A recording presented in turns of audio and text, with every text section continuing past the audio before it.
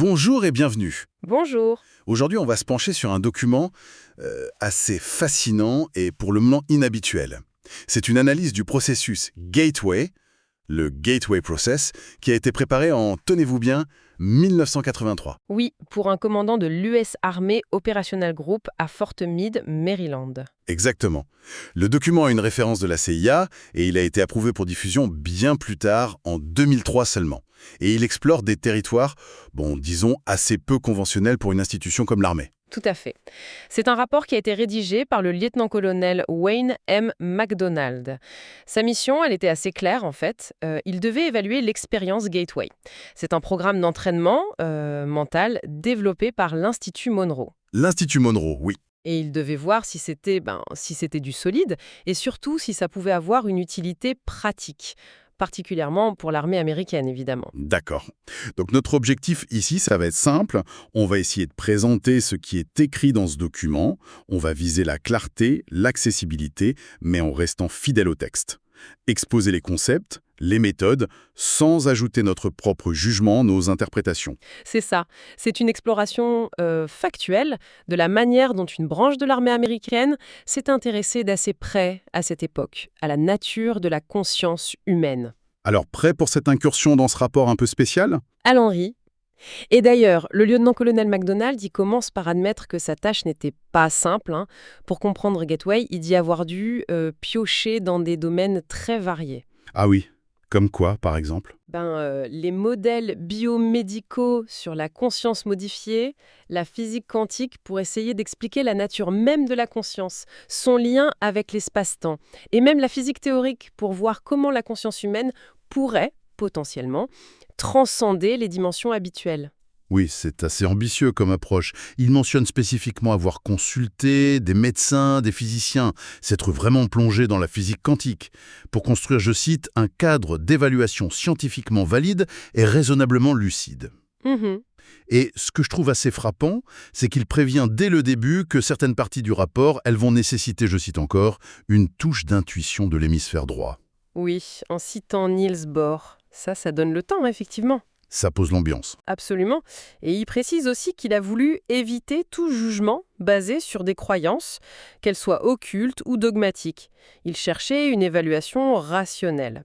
Tout en étant conscient, il le dit, que certaines conclusions pourraient heurter des systèmes de croyances bien établis. Donc le but, c'était de fournir une sorte de guide de base sur ces concepts pour le personnel de l'USNCOM, le renseignement militaire. Exactement. Un document de référence interne, en quelque sorte. Alors, avant d'entrer dans le vif du sujet, dans Gateway lui-même, le document fait un petit détour. Il parle d'autres techniques pour modifier la conscience. Oui, c'est ça. C'est pour établir une base de comparaison, pour contextualiser un peu Gateway. Il mentionne des choses comme l'hypnose. Oui. Décrite comme un moyen d'accéder plus directement aux zones sensorielles, motrices, de plaisir du cerveau, en contournant le filtre logique de l'hémisphère gauche. Le fameux hémisphère gauche, logique, verbal. Voilà. Et l'hypnose permettrait d'accéder à l'hémisphère droit, qui est plus non critique, holistique, orienté sur les modèles. D'accord. Il parle aussi de méditation transcendantale, l'AMT. Oui, brièvement. Présentée comme une technique de concentration très intense, prolongée sur un point unique, ce qui créerait, selon le document, des ondes sonores cohérentes dans les ventricules cérébraux et mènerait à une polarisation du cortex. Et enfin, le biofeedback. Le biofeedback, oui, là c'est l'idée d'apprendre à contrôler des fonctions du corps qui sont normalement inconscientes. La température corporelle par exemple.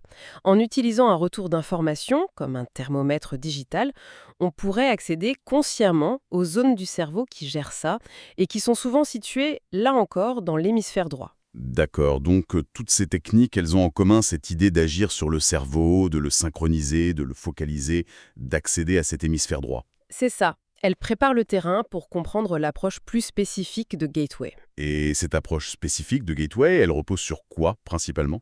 Elle repose quasi exclusivement sur une technologie qui s'appelle HemiSync. HEMI, SYNC, pour synchronisation hémisphérique. C'est une technologie développée par Robert Monroe, de l'Institut Monroe dont on parlait. HemiSync, d'accord. Et comment c'est censé fonctionner ce HemiSync, d'après le rapport ? Alors, le principe clé, c'est ce qu'ils appellent la réponse d'adoption de fréquence. En anglais, Frequency Following Response. FFR, d'accord. L'idée de base est assez simple en théorie. On utilise un casque stéréo et on envoie une fréquence sonore légèrement différente dans chaque oreille. Par exemple, Par exemple, 100 Hz dans l'oreille gauche et 104 Hz dans l'oreille droite. Une petite différence. Et le cerveau, en traitant ces deux sons distincts, il ne les entend pas séparément. Il perçoit une troisième fréquence, une sorte de fréquence fantôme. un battement, Exactement, un battement binaural, qui correspond à la différence entre les deux fréquences envoyées. Dans notre exemple, 104 moins 100, ça fait 4 Hz. 4 Hz. Et quel est l'effet recherché avec ce battement binaural? C'est là qu'intervient le concept de FFR, la réponse d'adoption de fréquence. Selon la théorie présentée dans le document, le cerveau aurait une tendance naturelle À caler ses propres ondes cérébrales, son propre output électrique, sur cette fréquence de battement qu'il perçoit. Ah d'accord. Le cerveau se synchronise sur cette fréquence différentielle. Voilà. Donc, l'objectif de HemiSync, c'est d'utiliser ces battements binauraux pour guider le cerveau, pour l'amener à produire des ondes cérébrales spécifiques. Comme par exemple... Eh bien, par exemple, pour passer des ondes bêta, qui sont typiques de l'état d'éveil actif, vers des ondes θ. Les ondes θ, elles, sont associées à la relaxation très profonde, au sommeil paradoxal, ou même à des états de méditation très avancés. Je vois. Et l'aspect HemiSync, synchronisation hémisphérique, ça vient d'où? C'est l'autre objectif majeur de la technique. En plus de guider la fréquence globale des ondes, HemiSync viserait à amener les deux hémisphères du cerveau, le gauche et le droit, à fonctionner de manière plus synchronisée, plus cohérente. D'accord, moins de... De cacophonie entre les deux. On peut dire ça comme ça, oui. Plus d'harmonie, de cohérence dans l'activité électrique des deux côtés. Et d'après le rapport, cette synchronisation augmenterait aussi l'amplitude, la puissance, en quelque sorte, des ondes cérébrales générées. Ok. Donc on récapitule, on utilise des sons différents dans chaque oreille pour créer un battement. Le cerveau se cale sur ce battement et en plus, les deux hémisphères se synchronisent. C'est exactement ça. C'est le mécanisme technique décrit. Mais la question clé, c'est dans quel but? Qu'est-ce que cet état de cohérence cérébrale est censé permettre, d'après la théorie exposée dans ce document? Alors là, on touche au cœur du sujet, et c'est là que ça devient assez spectaculaire. Selon le document, cet état de cohérence induit par HemiSync, il permettrait non seulement d'améliorer la concentration, d'altérer l'état de conscience de manière contrôlée, mais il ouvrirait potentiellement la porte à des capacités qui sortent de l'ordinaire. C'est-à-dire? Une intuition accrue, un accès à des informations qui ne viendraient pas par les 5 sens habituels, voire même la possibilité de transcender les limites de l'espace et du temps. Carrément. Transcender l'espace-temps. Oui. Le rapport cite d'ailleurs des chercheurs associés à l'Institut Monroe, comme Melissa Yeager ou Stuart Twemlow. Ils affirment, ou plutôt le rapport affirme qu'ils affirment, avoir mesuré des changements objectifs et notables sur les électroencéphalogrammes, les EEG, des sujets, même après de très courtes expositions aux enregistrements HemiSync. D'accord, donc il y aurait des effets mesurables sur l'activité cérébrale. C'est ce que le document soutient, oui. Bon. Pour justifier des possibilités aussi extraordinaires, j'imagine que le document ne se contente pas de décrire HemiSync, il doit proposer un cadre théorique plus large. Absolument. Et c'est une partie très dense du rapport. Il s'appuie sur un ensemble de concepts, souvent empruntés à la physique, pour essayer de construire un modèle explicatif. On peut peut-être en aborder quelques-uns, par exemple l'idée de résonance. Oui, c'est un concept important. Le corps humain, il est présenté comme un système vibratoire complexe. Tout vibre, à différentes fréquences. Et HemiSync, dans cette optique, viserait à faire entrer ce système, le cerveau mais aussi le corps entier, en résonance avec des fréquences spécifiques jugées bénéfiques. Et il y a une fréquence particulière qui est mentionnée? Oui, un rapport mentionne explicitement la résonance de Schumann. C'est la fréquence électromagnétique naturelle de la cavité entre la surface de la Terre et l'ionosphère, environ 7,5 Hz. S'accorder sur cette fréquence, ou ces harmoniques, favoriserait un état de bien-être profond, une sorte d'harmonie avec la planète et une conscience plus élargie. Une idée d'harmonisation globale, en somme. Exactement. Le document parle aussi de captation d'énergie ou energy entrainment. Qu'est-ce que ça recouvre? Alors là, on entre dans une vision où le corps n'est pas juste un système vibratoire, mais aussi un champ d'énergie. Ce champ d'énergie corporelle pourrait, selon le document, interagir et même s'harmoniser avec d'autres champs d'énergie environnants, comme le champ électrostatique de la Terre, par exemple. Et l'entraînement Gateway servirait à quoi dans ce contexte? Il viserait à apprendre aux participants à accorder consciemment son propre champ d'énergie, un peu comme on accorde un instrument de musique, pour le faire entrer en phase, en harmonie, avec ses champs externes et ainsi atteindre ces états de conscience dits supérieurs. Ce qui nous amène à une idée qui semble vraiment fondamentale dans tout le rapport. Laquelle? L'idée que, au fond, tout est énergie.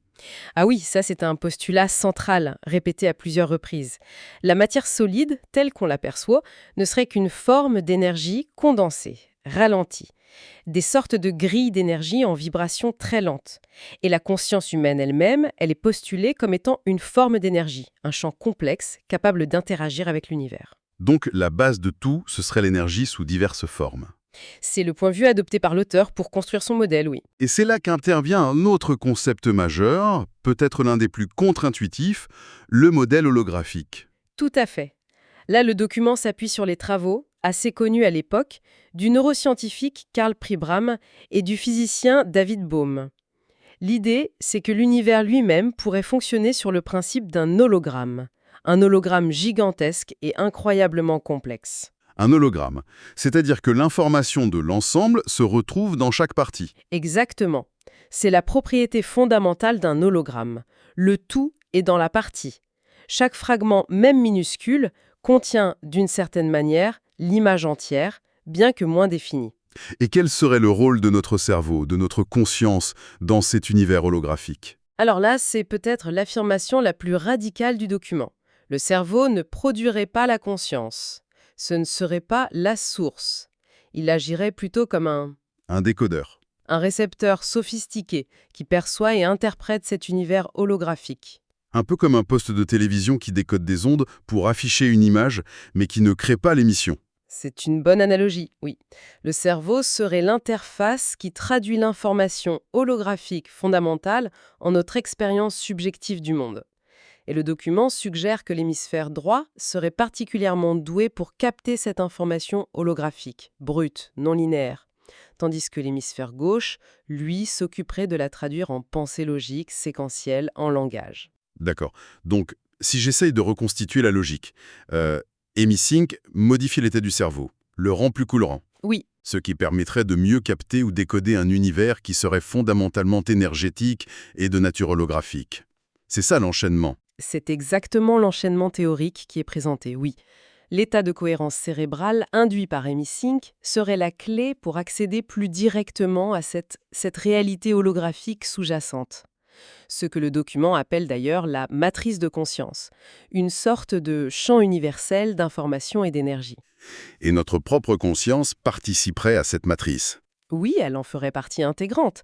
Elle interpréterait les motifs d'énergie de la matrice, mais elle projetterait aussi en retour sa propre réalité, influençant peut-être la matrice elle-même. Il y aurait une interaction. Ça ouvre des perspectives vertigineuses. Et ça nous conduit logiquement à l'un des objectifs les plus spectaculaires décrits pour Gateway, la possibilité de transcender l'espace-temps. En effet, Comment le document justifie-t-il cette possibilité? il commence par définir ce qu'il entend par espace-temps. C'est le cadre, la dimension de notre réalité physique habituelle, celle que nos sens perçoivent. Mais il postule qu'au-delà de cet espace-temps, il existerait une autre dimension. Une dimension d'énergie pure, infinie, non limitée par l'espace ou le temps. C'est ce qu'il nomme l'absolu. L'absolu. Une sorte de réalité ultime hors de notre univers connu. C'est comme ça qu'il est présenté, la source de tout, en quelque sorte. Et comment pourrait-on sortir de notre espace-temps pour accéder à cet absolu? Le document utilise une expression assez curieuse. Cliquer au-delà. Clicking out. Oui, clicking out. C'est un concept central et l'analogie, elle vient encore une fois de la physique quantique, ou du moins d'une interprétation de celle-ci. L'auteur s'inspire de l'idée que les particules subatomiques peuvent, sous certaines conditions, sauter d'un état à un autre, ou peut-être même, selon certaines théories, passer d'une dimension à une autre à l'échelle minuscule de la distance de Planck. Des sortes de sauts quantiques dimensionnels. Quelque chose comme ça. Et le postulat audacieux du document, c'est que la conscience humaine, si elle atteint un niveau de focalisation et de cohérence suffisante, grâce à l'entraînement Gateway, eh bien elle pourrait faire quelque chose de similaire. Elle pourrait cliquer, se désengager des contraintes de l'espace-temps pour accéder à d'autres niveaux de réalité, voire atteindre cet absolu. C'est Une affirmation assez énorme. Est-ce que le document donne des exemples concrets de ce que pourrait être cet état de clicking out? Oui, l'exemple le plus direct qui est donné, c'est l'expérience hors du corps, l'OBE, Out of Body Experience. À la sensation de sortir de son corps. Exactement. Cet état où la conscience semble opérer indépendamment du corps physique est présenté comme une manifestation de ce clicking out. Et l'un des buts affichés de l'entraînement Gateway serait justement d'apprendre à atteindre cet état et surtout à le contrôler, à le maîtriser. D'accord. Et une fois que la conscience est hors de l'espace-temps, qu'est-ce qu'elle pourrait faire d'après cette théorie? Quelles seraient les implications? Eh bien, selon le document, une fois libérée des contraintes habituelles de l'espace et du temps, la conscience pourrait accéder directement à l'information contenue dans l'hologramme universel dont on parlait. Toute l'information de l'univers. Passé, présent, futur. C'est ce que la théorie suggère, oui, puisque dans le modèle holographique, toute l'information coexiste. Donc cela ouvrirait théoriquement la voie à des perceptions étendues, par exemple la précognition, percevoir des événements futurs, ou la rétrocognition, voir des événements passés. La vision à distance aussi, j'imagine. Percevoir des lieux éloignés. Oui, la vision à distance, remote viewing, est explicitement mentionnée comme une application potentielle. Voire la télépathie, la communication directe d'esprit à esprit, même si le rapport utilise ces termes avec une certaine prudence. En gros, l'idée, c'est qu'une fois sortie de la boîte espace-temps, la conscience aurait accès à un champ d'information beaucoup plus vaste. C'est exactement ça. Toute l'information de l'univers serait potentiellement accessible car elle serait encodée dans cet hologramme universel. Et pour donner une structure un peu plus visuelle à cette idée d'univers holographique contenant toute l'information, le rapport va jusqu'à présenter un modèle cosmologique assez particulier. Ah oui, le modèle de l'œuf cosmique. C'est ça, inspiré des travaux d'un certain Itzhak Bentov. Oui, Itzhak Bentov était un scientifique et inventeur tchéco-israélo-américain qui s'est beaucoup intéressé aux états modifiés de conscience et a proposé des modèles assez originaux. Dans ce modèle de l'œuf cosmique, l'univers n'est pas vu comme une simple expansion linéaire depuis un Big Bang, il est décrit comme un tor. Un tor, c'est-à-dire une forme de donut. Exactement une forme de beignet ou de chambre à air. Et cet univers tor serait en évolution constante, cyclique. Il émergerait d'un point central, une sorte de trou blanc, s'étendrait jusqu'à une limite maximale, puis se recontracterait pour retourner vers un trou noir central avant de renaître dans un nouveau cycle. Une pulsation cosmique en quelque sorte. Un univers qui respire, qui pulse. Et le lien avec le temps et l'hologramme dans tout ça. Le point clé de ce modèle, tel qu'il est repris dans le rapport, c'est que l'ensemble de l'histoire de cet univers tor, tout son passé, son présent, son futur, coexisterait simultanément, sous forme d'interférences énergétiques, comme un gigantesque hologramme à l'intérieur même de la structure du tor. D'accord. Donc, si la conscience peut cliquer au-delà de notre perception linéaire du temps et accéder à cet hologramme torique. Elle pourrait théoriquement naviguer dans cet hologramme et percevoir des informations de n'importe quel point de l'histoire de l'univers.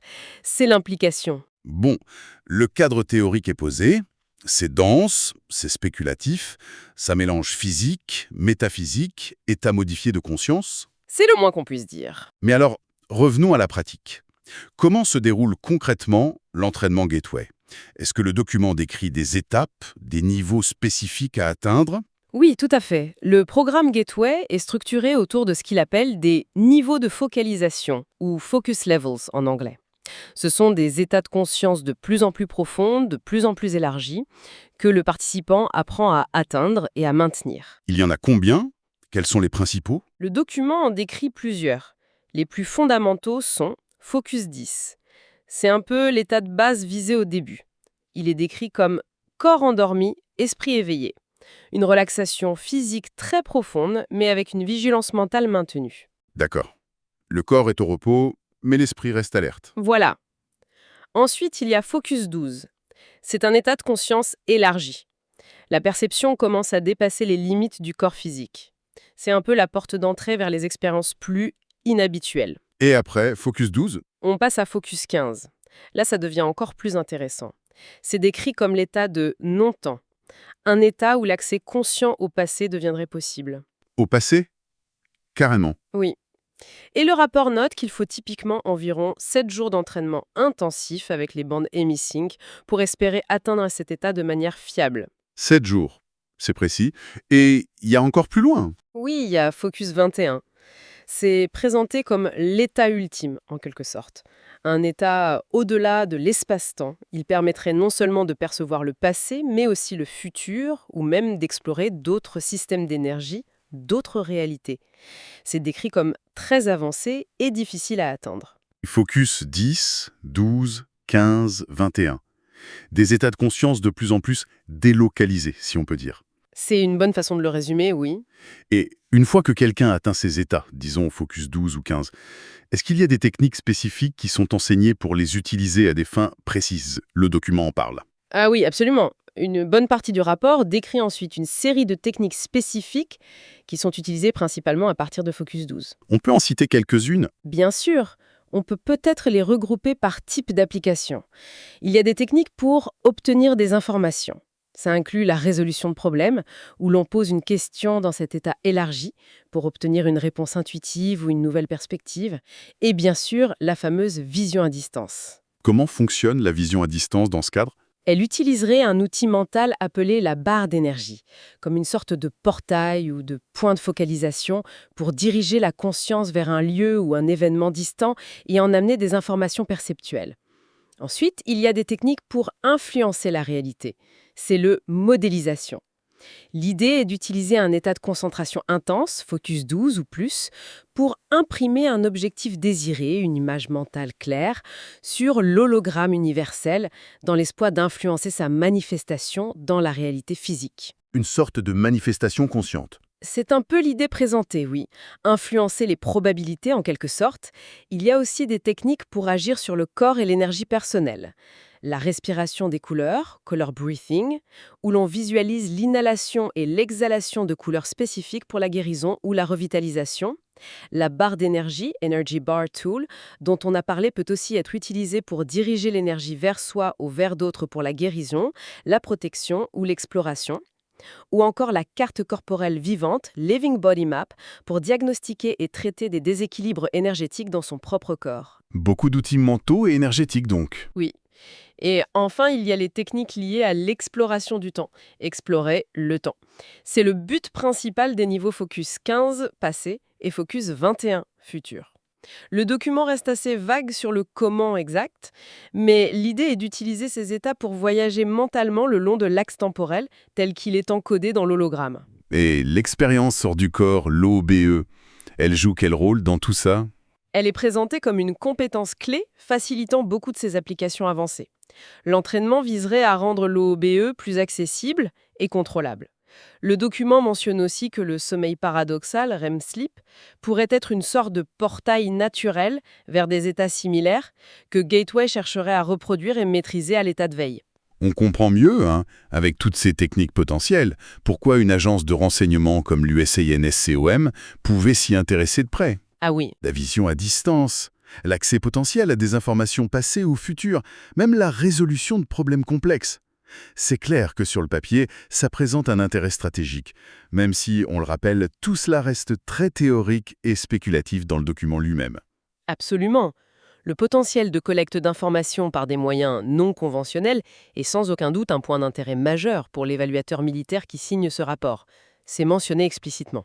Vers la fin du document, l'auteur essaye de faire un lien entre ce modèle très physique, très New Age scientifique si on peut dire, et des traditions plus anciennes. Oui, il y a une brève section où il compare le concept de l'absolu, cette réalité ultime, infinie au-delà de l'espace-temps, à des notions similaires qu'on trouve dans les philosophies orientales. Comme le concept de Brahman dans l'hindouisme, la réalité ultime, ou la notion de vacuité, shunyata dans le bouddhisme Mahayana. Il mentionne aussi le bouddhisme tibétain et même certaines interprétations du mysticisme occidental. Il suggère qu'il y aurait une sorte de convergence, à travers les cultures et les époques, sur cette idée fondamentale d'une unité entre la conscience individuelle et le cosmos, une réalité sous-jacente au monde manifesté. Une tentative de légitimation par l'universalité, peut-être? Peut-être, ou simplement une reconnaissance que ces idées ne sortent pas complètement de nulle part. Mais malgré ces perspectives grandioses, l'auteur, le lieutenant-colonel MacDonald, y reste quand même assez pragmatique sur la difficulté de mettre tout ça en œuvre, n'est-ce pas? Tout à fait. Il souligne très clairement que progresser dans le programme Gateway, ça demande un effort important, une motivation soutenue et une pratique régulière et assidue. Ce n'est pas présenté comme une solution miracle, facile ou rapide, loin de là. Et surtout, dans sa conclusion, il insiste sur quoi? Il réaffirme que tout le modèle théorique qu'il a présenté, basé sur la physique, l'holographie, etc., a été construit pour être plausible et cohérent en termes scientifiques, ou du moins pseudo-scientifiques. Mais il reconnaît que ça reste largement spéculatif, et que ça nécessiterait des recherches beaucoup plus poussées pour être validé, ou invalidé d'ailleurs. Il ne prétend pas avoir prouvé quoi que ce soit, en somme. Non. Il propose un cadre pour comprendre le phénomène Gateway tel qu'il l'a étudié, et pour évaluer son potentiel. Et il va même jusqu'à proposer des pistes pour des recherches futures, pour tester concrètement tout ça. Oui, la toute fin du rapport propose une série d'étapes expérimentales assez logiques pour essayer de valider et d'exploiter ce potentiel supposé de Gateway. Il suggère par exemple de travailler à améliorer encore la technologie EmiSync pour une synchronisation cérébrale plus efficace, de chercher des méthodes plus fiables et plus rapides pour induire et surtout pour contrôler l'état d'expérience hors du corps, ou OBE, et bien sûr d'utiliser ces états, OBE, focus avancé, pour réaliser des tâches concrètes et vérifiables, Comme quoi, par exemple? comme la collecte d'informations spécifiques et objectives qui pourraient être confirmées par d'autres moyens, ou la résolution de problèmes complexes, peut-être même en faisant travailler des individus entraînés en groupe pour voir s'il y a un effet synergique. Tester l'aspect application pratique, finalement. C'est ça, sortir de la théorie et voir si ça marche vraiment pour des objectifs définis. Et l'espoir final exprimé dans le rapport, c'est quoi? L'espoir, c'est que si ces expériences s'avéraient concluantes, si les résultats étaient positifs et reproductibles, on pourrait alors aboutir à développer un système fonctionnel pour l'application pratique de l'ensemble des techniques Gateway. Un outil opérationnel en quelque sorte. Un outil basé sur l'entraînement de la conscience. Exactement. Voilà donc un aperçu assez détaillé, je pense, du contenu de ce rapport de 1983 sur le Gateway Process. C'est un document pour le moins sidérant, qui tente de jeter un pont assez audacieux entre méditation, neurosciences, physique quantique, physique théorique et des applications très concrètes pour la conscience humaine. Le tout dans un cadre d'évaluation militaire. Oui, c'est vraiment une lecture dense. Ça brasse des idées extrêmement complexes, parfois à la limite de la science-fiction, mais en essayant de les ancrer dans un raisonnement qui se veut logique et basé sur des concepts scientifiques, même s'ils sont poussés à leur extrême limite, voire au-delà. Ça soulève en tout cas autant de questions que ça ne propose de réponses théoriques, non? Oh oui, largement. C'est une photographie fascinante d'une tentative, à une époque donnée, avec les connaissances et les théories disponibles, de comprendre et potentiellement d'exploiter les capacités cachées de la conscience par des voies radicalement non conventionnelles. C'est un mélange étonnant de sciences établies, de théories très très spéculatives et de techniques basées sur l'expérience subjective. Et le document lui-même, au-delà de son contenu, il témoigne de quoi, selon vous? Il témoigne d'une volonté à un certain niveau dans une institution comme l'armée américaine d'explorer des territoires vraiment hors normes. D'une curiosité, peut-être d'une nécessité perçue, d'aller voir au-delà des méthodes conventionnelles, de renseignement ou d'action. Et il soulève, forcément, des questions fondamentales sur la nature même de la réalité, sur notre perception, sur les limites ou l'absence de limites de la conscience humaine. Et il nous laisse peut-être avec cette interrogation, finalement assez simple mais profonde. Jusqu'où la conscience humaine peut-elle réellement aller? Et quels outils, qu'ils soient technologiques, comme EmiSync, ou purement mentaux, comme la méditation ou la concentration, peuvent nous aider à explorer ces frontières si tant est qu'elles existent? C'est une excellente question pour conclure. Merci beaucoup d'avoir suivi cette exploration avec nous. Merci et à bientôt.